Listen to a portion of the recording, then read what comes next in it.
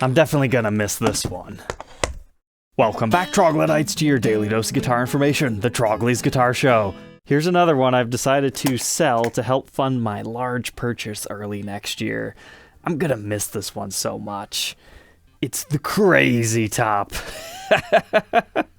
So this is a Gibson Heritage 80 guitar, and it's just got such a fantastic quilty top to it. Somebody took off the covers of the original Tim Shaw PAFs to give it that really player's grade 59. It's got that dark Heritage cherry sunburst, ebony fretboard. Let's go ahead and learn about the Heritage series today. It's Gibson's first attempt at a big mass run of reissues. Now, let's not discount the small orders and dealer special runs before these, or like the Les Paul KM, which was also kind of an attempt, just a really bad one.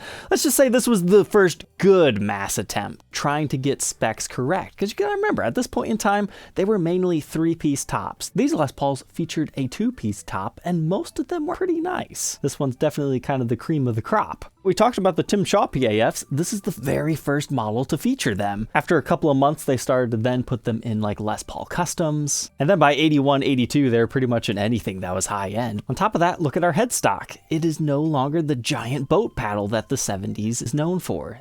They were trying to go back to 50s tradition here. We also have specs like thin binding in the cutaway. These are not supposed to have any type of pancake body construction at all. We'll have to see if it's there or not, but we can verify that on the workbench just to make sure that sneaky hidden layer isn't still there. But unfortunately, by today's standards, these are not very good reissues because they missed the most important parts. We still have a Nashville-style bridge. That's a no-no to purists. And as we'll see on the workbench later, it has a short neck tenon, and that's the two big things for historic reissues. You have to have the long neck tenon and the ABR1 bridge. But for some of the unique tops and tones you can get out of these, it's a great way to get an older guitar for about the same price as a reissue, but yet have just a little bit of vintage flair to it. So in other words, if you want the most accurate reissue, do not buy a Heritage 80 series. It is not there in the slightest. However, if you can appreciate the history of a model and you love Tim Shaw PAFs, you're gonna have a great time. They offered these in 3 different variations. There's the Heritage Series Standard 80. That one features a 3-piece mahogany neck, which is not so good spec, as well as a rosewood fretboard. Then there's the Heritage Series Standard 80 Elite. That's what we're documenting today. They ditched the 3-piece neck for a 1-piece, which is true to 59 spec, but then these goofy guys threw an ebony fretboard on it, which is either a pro or a con. I think it's kind of cool, but on a 59 reissue, doesn't necessarily belong. It really comes down to, do you have to have the 1-piece neck or the 3-piecer? Those were the two that you could find at all stores. However, top-selling dealers were given a 3rd version called the Award. There were around 50 of those. I think the highest serial number I've ever seen was like 52, 53. But it's just like an Elite, except you have gold hardware. Now there's a few different cases these could come in. There is an 80s version of the Lifton style case, which is probably seen as one of the more correct ones. I'm sure some unscrupulous dealers sent them home in like the standard Gibson black Tolex with red interior case. You might have gotten a Gen 2 chainsaw case, maybe even an early Gen 3. This particular one has a early 90s Gibson hardshell case. It's nice. It's one of the pink shroud ones, but it is not original to this guitar. I think that's enough to appreciate the history of this one. Let's go ahead and throw it on the workbench to take an individual look at its parts and specs before we get to a playing sample.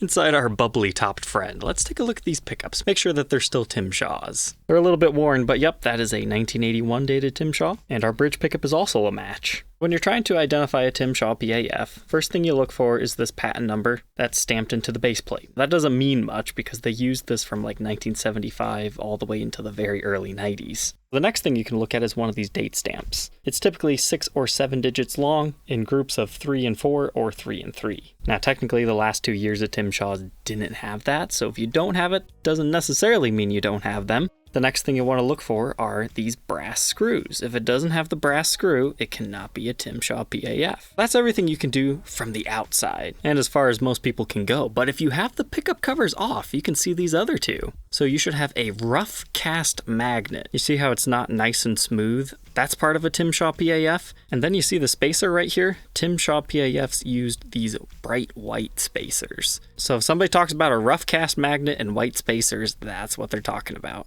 That was a fantastic learning experience. That's the first time we've been able to document it on the show, because normally I don't remove pickup covers to show you guys stuff. That requires messing with solder, and you can never make it look perfect again. But our bridge pickup reads 8.58 k ohms, neck 6.94, and the middle position 3.83. Typically Tim Shaw's read between 7.1 and 7.6, so that is a little bit hot. It's possible it could have been rewound. Or it's just an anomaly. Because that's the other bad thing, is if pickup covers have been off, there's no way to prove that somebody hasn't messed with your windings or swapped out other parts. But here's another thing you can learn.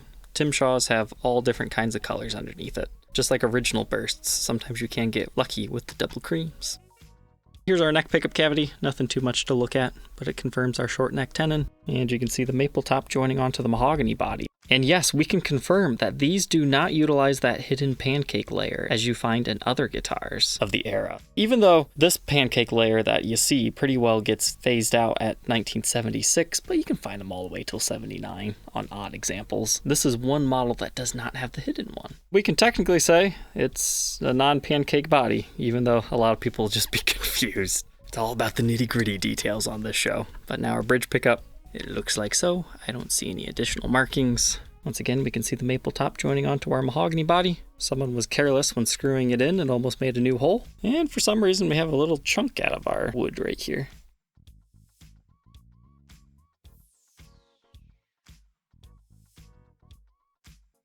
Bridge is regular Nashville style. It's got a lot of wear to their nickel coating. Schaller was making them for Gibson in Germany. It's mounted with studs. And here's a look at our worn tailpiece. I do believe this one to have been replaced. That's not the correct casting mark. And the patina's a lot different from our posts.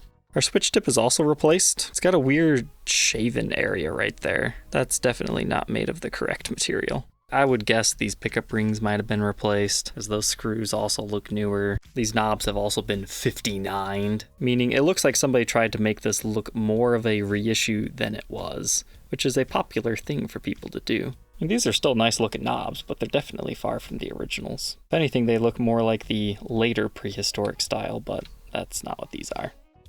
The reason you'll want this one is this awesome top. It's got a great bubbly quilt to it, and it's very moving. Unfortunately, it was kind of an overcast day for the outside B-roll shots, but you can tell even in regular lighting, this top is just explosive. I remember making a Rock or Not episode on this one, and then a viewer of the show purchased it, and then I ended up buying his collection a couple of years after that. It's got its nicks and dings pretty much all over the top. Got a deeper one there, and right here, and some along our bottom edge. I also believe this pickguard to be replaced. It's just too lightweight.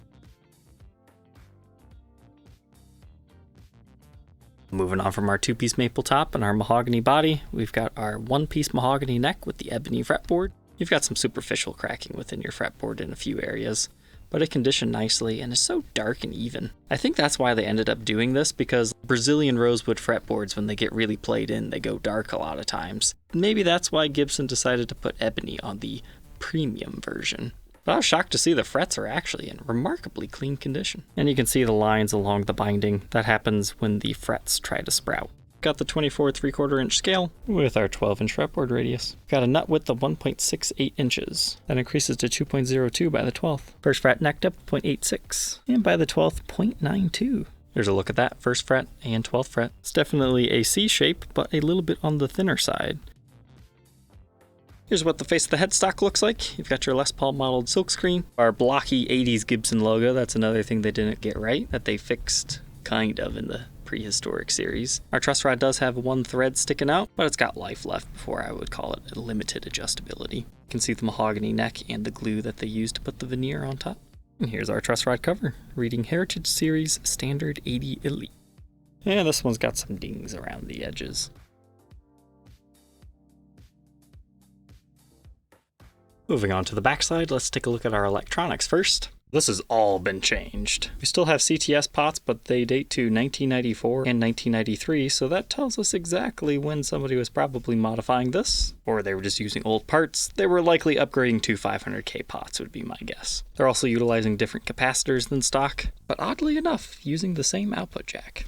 There you can see our ground wire and our channel route. Our output jack plate has definitely been replaced. We have regular style strap buttons in our usual locations. And here's what our toggle switch cavity looks like. That switch looks original to me. I just cleaned it up as it was all caked over in powder. There's lots of worming marks and nicks and dings. Dial down the brightness here so you can kind of see what it is.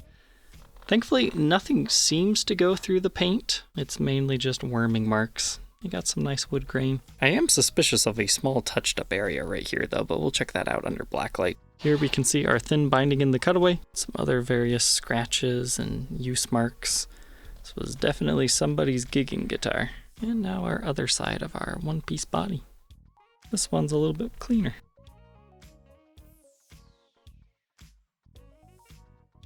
Our neck is actually in surprisingly good shape for how much it was played. Just a small ding there. Honestly, I wouldn't even call that a ding. I'm not sure what that is. I don't feel it. But that is a small finish chip. And another small ding here. And then in our typical headstock break area, you've got a lot of finish checking, which might look quite sinister in photos, but in person, you don't even feel it. It's definitely not in the wood. That probably was due to trauma when the headstock hit. Flexed it enough to check our finish rather than actual crack. We've got our milk bottle Grovers. Serial number dates to 1981, 264th day of the year, 596 in production, Nashville produced, and these did have a limited edition number. This one is number 1129. How many did they make? I've never seen an official number. I would imagine around 2,000 or so. And the elites and standards did have different numberings, maybe as much as 4,000. They're not as rare as people want you to believe, although the crazy tops usually don't last too long on the market. Well, my eye was not wrong. Technically, this still could be a sticker shadow, but if you really feel it, there's a very, very minor dip into the finish there.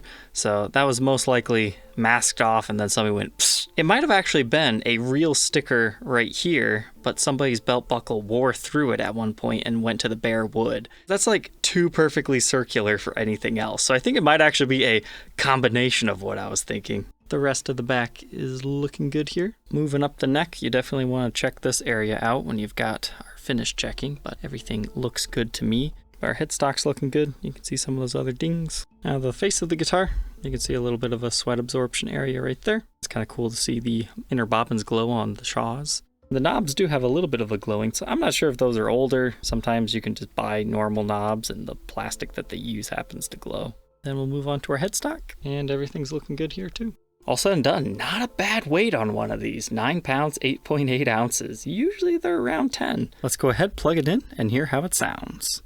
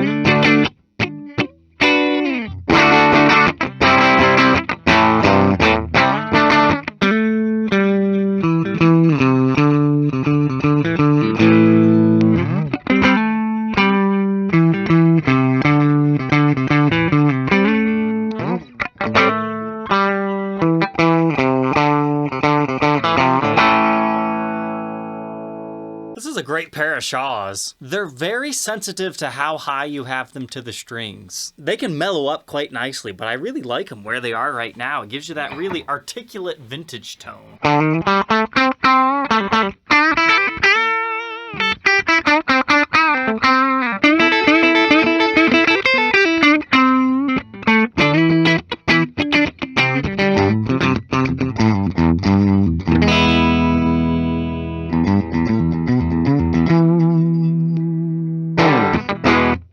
Now let's try some dirt.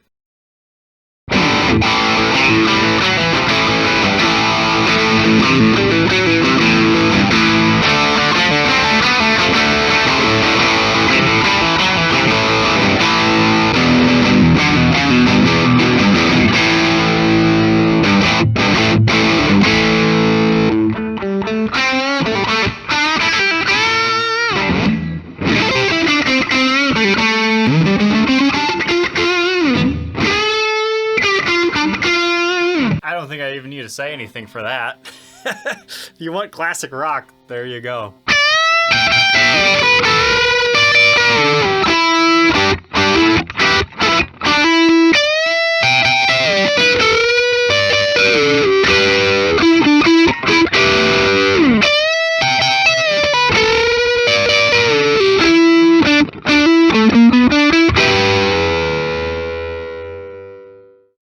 There we go. I hope you enjoy your new knowledge on the Heritage 80 series. If you're interested in being the next owner of this one, you can find it on my website or Reverb. I'm gonna miss this one, I really will, but once you guys see what I'm buying, I think you'll be like, okay, I understand why you had to sacrifice some great pieces in your collection.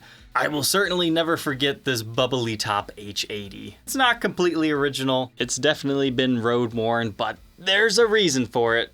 These pickups sound phenomenal, so I hope the next owner enjoys it. This definitely belongs with somebody who's going to continue to play it. Alright, Troglodytes, don't forget to like, comment, and subscribe, and we'll catch you tomorrow on the next one. Take care.